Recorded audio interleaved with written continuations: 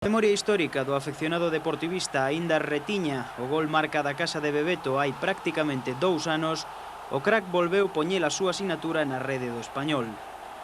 Non valeu para gañar como daquela, pero o fillo pródigo, tan conflictivo como aclamado, deixou o seu selo de calidade demostrando prácticamente o porqué da súa frase favorita: os goles son a miña vida.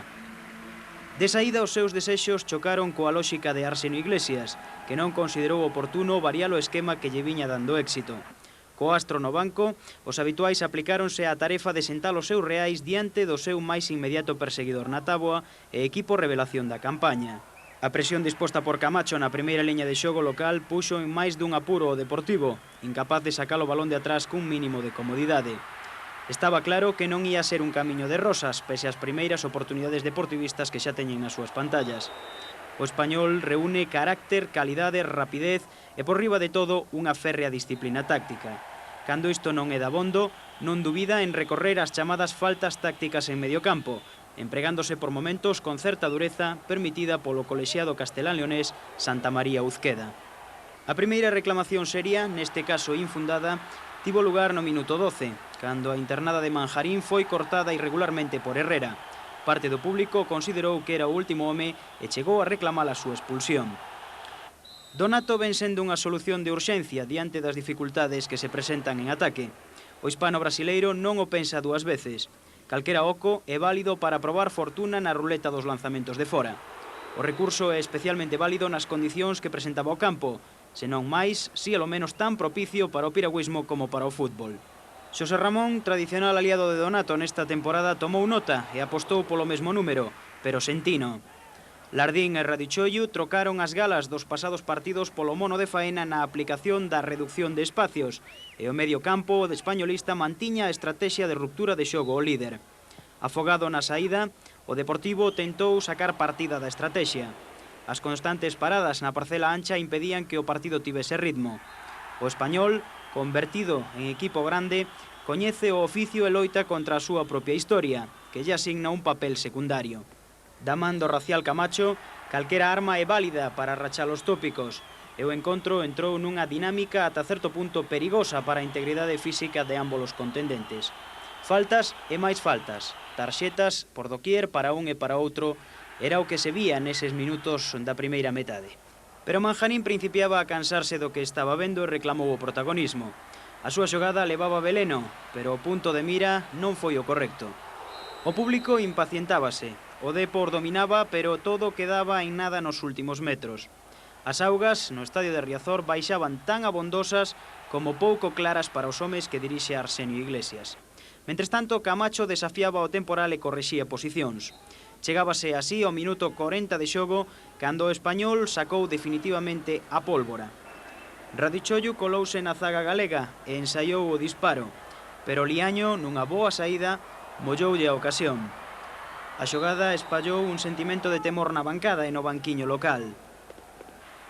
Fran respondeu de seguido apertando o gatillo con rapidez e o balón fóiselle a rentes do pau dereito da porta defendida por Toni. A bala boa, en cambio, saliu do pé de Arteaga. O envío medido de Francisco atopou a volea colocada do número 10 españolista para achar o primeiro gol do partido.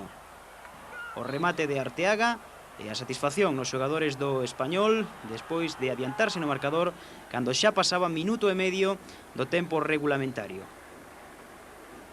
Aí teñen a repetición novamente e como de perfecta volega o xogador exgaditano anota o primeiro tanto da noite.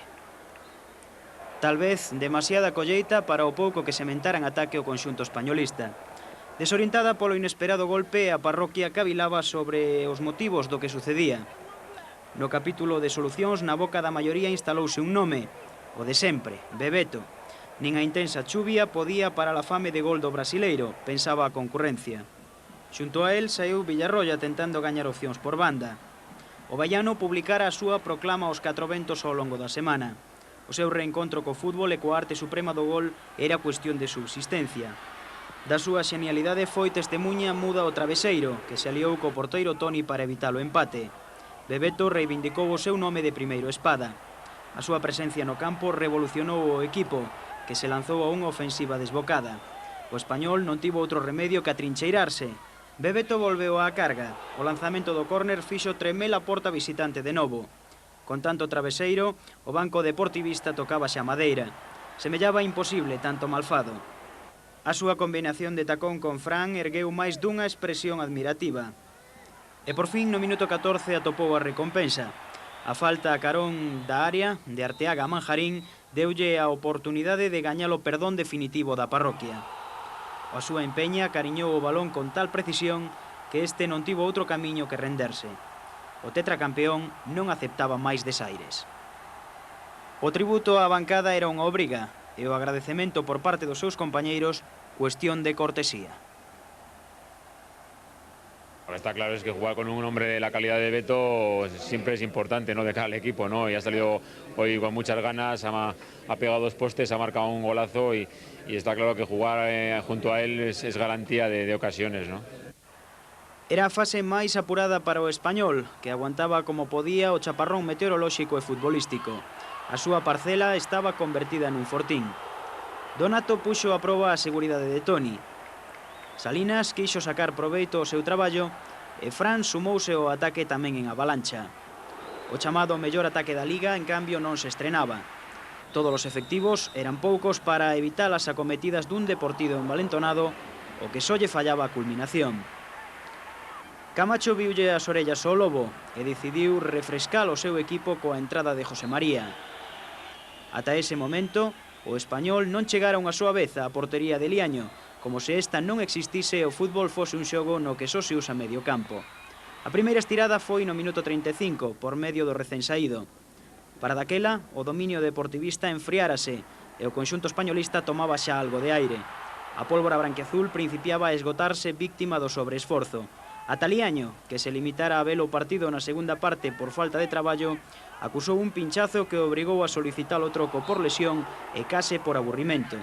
Para cando entrou Canales, o partido daba xa as últimas bocanadas.